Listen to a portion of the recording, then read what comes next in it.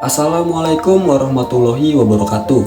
Saya Dian Budi Prasetyo, mahasiswa Universitas Paletehan, jurusan S1 Manajemen, Fakultas Ekonomi dan Bisnis. Saya di sini akan menjelaskan tentang apa itu pasar modal dan juga menjelaskan tentang salah satu instrumen yang terdapat di dalam pasar modal tersebut.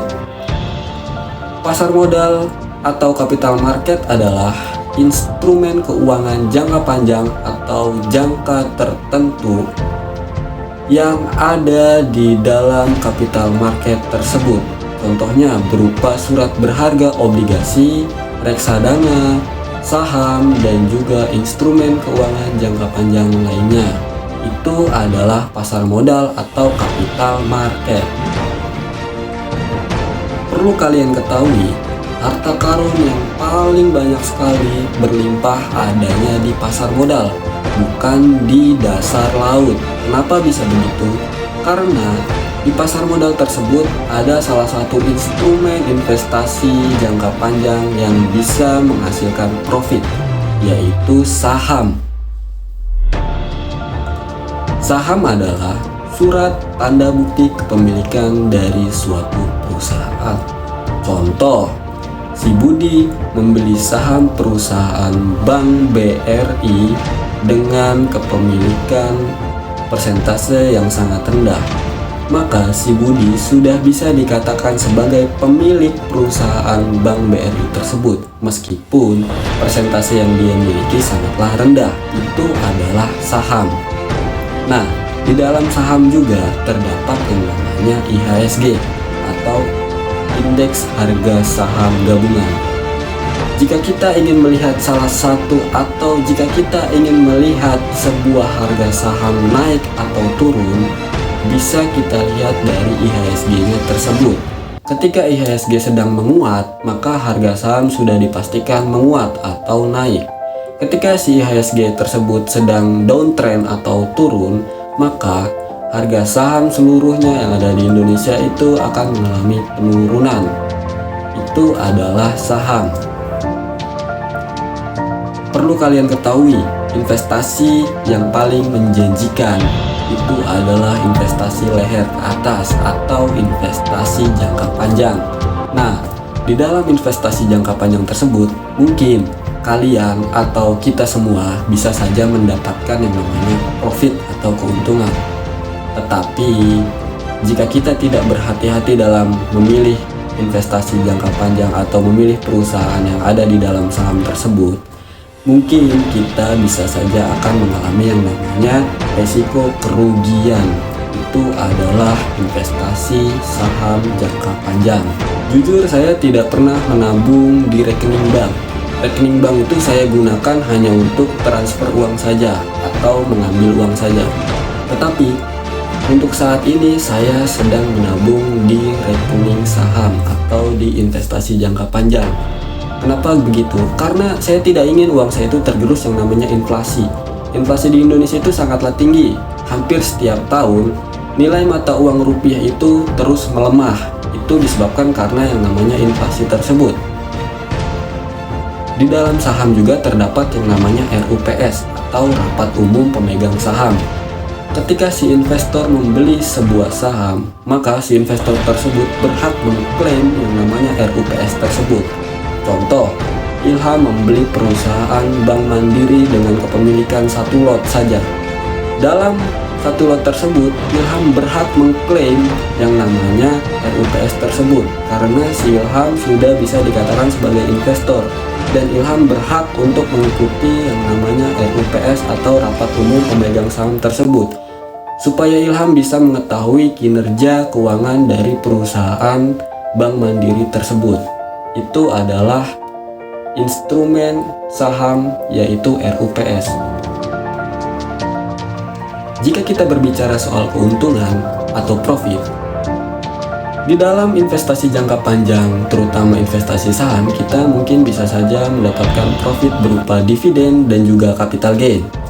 Dividen itu adalah pembagian hasil kinerja perusahaan dengan si pemegang sahamnya tersebut. Nah, si dividen tersebut akan dibagikan setelah perusahaan mengadakan yang namanya rapat umum pemegang saham. Itu adalah keuntungan berupa dividen. Tetapi jika keuntungan berupa capital gain, itu contohnya kayak misal kalian membeli saham di harga terendah, saham BRI di harga terendahnya. Nah, ketika harga saham BRI tersebut sedang menguat atau uptrend atau sedang naik, kalian menjualnya, lalu di situ kalian bisa take profit, itu yang namanya capital gain. Itu adalah keuntungan dari penjualan harga saham. Nah, jika kita tidak meminimalisir resikonya, maka kita akan mengalami yang namanya kerugian berupa capital loss. Capital loss itu kebalikan dari yang namanya capital gain. Capital loss itu ketika kita mengetahui harga saham Bank BNI sedang tinggi, tapi kita masuk untuk membelinya. Selalu di tahun pertama, tahun kedua harga saham tersebut menurun. Lalu kita menjualnya di harga terendahnya. Itu adalah kerugian berupa capital loss karena kita sedang mengalami kerugian di harga pembelian saham tersebut. Nah, terus kerugian yang selanjutnya yaitu berupa resiko likuidasi. Resiko likuidasi yaitu misal si Sofyan membeli saham Bank BCA. Nah, si Sofyan tersebut harus beresiko untuk memantau terus kinerja dari Bank BCA tersebut. Jadi si kinerja keuangan Bank BCA itu harus dipantau terus, apakah Bank BCA tersebut mengalami kenaikan atau mengalami penurunan gitu. Nah, di dalam saham tersebut terdapat yang namanya case statistik, terus laporan keuangan, arus kas, neraca, dan juga jadwal-jadwal pembagian dividen dan juga jadwal RUPS-nya. Itu adalah cara kerja instrumen saham. Jika kalian belum memiliki ilmu yang cukup dalam berinvestasi jangka panjang atau berinvestasi saham, saya sarankan kepada kalian semua untuk belajar ilmunya terlebih dahulu supaya kalian bisa meminimalisir yang namanya kerugian di investasi jangka panjang tersebut. Nah, di dalam investasi jangka panjang tersebut kalian bisa belajar yang namanya sekolah pasar modal. Sekolah pasar modal tersebut biasanya suka diadakan di Bursa Efek Indonesia. Itu kalian bisa saja mengikuti sekolah pasar modal tersebut untuk mengetahui ruang lingkup pasar modal lebih lanjut. Sebelum kalian membeli saham di suatu perusahaan atau sebelum kalian melakukan investasi jangka panjang di suatu saham, kalian harus bisa menganalisis secara fundamental terlebih dahulu, terus menganalisis laporan keuangannya, laporan arus kasnya, dan juga neraca perusahaan tersebut.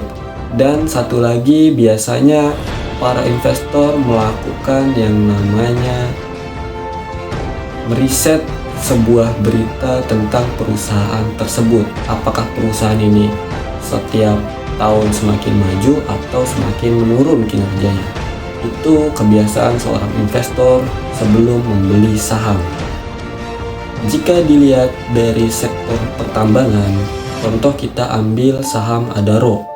Nah, si saham Adaro ini termasuk saham blue chip karena arus keuangannya sangat bagus. Tetapi harga saham Adaro tersebut karena dia masuk di sektor pertambangan, dia itu harganya mengikuti harga emiten batubara tersebut. Jika batubara tersebut sedang mengalami kenaikan, maka si saham Adaro tersebut mungkin bisa saja mengalami penaikan. Jika si harga penjualan batubara tersebut mengalami penurunan, maka si batubara tersebut sahamnya akan mengalami yang namanya penurunan. Itu saham di sektor pertambangan. Berbeda dengan saham di sektor perbankan. Contoh kayak saham Bank BRI. Itu dia setiap tahun pasti naik terus, dan saham Bank BRI termasuk ke dalam saham blue chip. Bisa kalian lihat laporan keuangannya itu sangat bagus. Dilihat dari 5 tahun itu laporan keuangannya terus meningkat. Itu adalah saham Bank BRI. Jika kalian tidak ingin uang kalian tergerus oleh inflasi, lebih baik kalian belajar investasi jangka panjang sejak usia muda.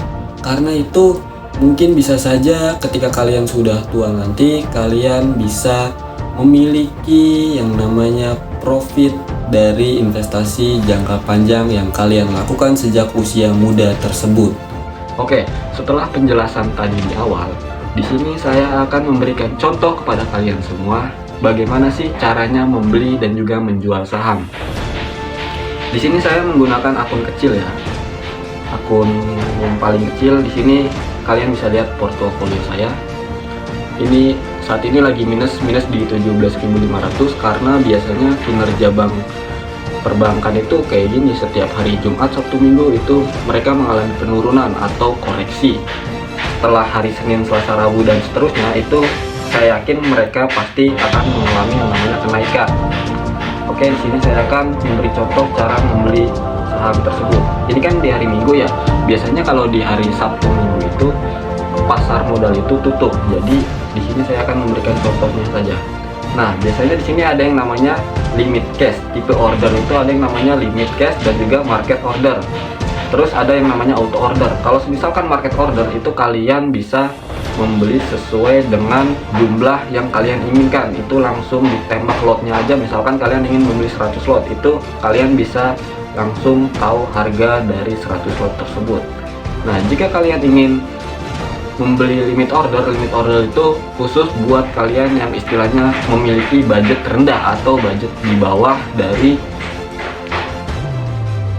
yang kalian inginkan. Misal kayak kalian menggunakan limit order di sini, harga yang tertera yaitu 705.000 atau setara dengan 7.050 per lembar saham. Nah, di sini kalian bisa pilih mau berapa lot. Nah, nanti setelah dipilih kalian itu harus menekan yang namanya beli. Di sini ada tombol beli. Nanti jika kalian sudah milih tersebut, kalian mungkin bisa saja langsung membelinya. Oh ya, sebelum itu kalian harus yang namanya top up saldo RDN dulu. Jadi top up saldo RDN itu kalian bisa dilakukan melalui transfer kayak lewat Dana, OVO atau rekening bank yang kalian pakai. Kalian bisa langsung transfer di RDN kalian. Ini RDN kalian itu biasanya ada di sini. Saldo RDN. Nah, ini biasanya saldo RDN itu ada di sini. Oke. Setelah itu, jika kalian ingin menjualnya, maka kalian harus ngecek di portofolio kalian, lalu kalian klik saham tersebut. Di sini ada pilihan jual atau beli. Nah, jika kalian ingin menjualnya, kalian tinggal pencet saja jual. Lalu jika kalian ingin membelinya, kalian langsung saja pencet beli. Oke, ini adalah salah satu pilihannya. Ada jual, ada beli. Kalian bisa lihat sendiri kan. Sorry ya, agak ngeblur kayak gini ya. Nah, itu nanti kalian bisa saja langsung menjual dan juga membeli saham tersebut. Mungkin begitu saja kurang lebih dari penjelasan mengenai ruang lingkup pasar modal dan juga salah satu instrumen yang ada di dalam pasar modal tersebut. Kurang lebihnya mohon maaf. Saya akhiri, wabillahi taufiq wal hidayah. Wassalamualaikum warahmatullahi wabarakatuh.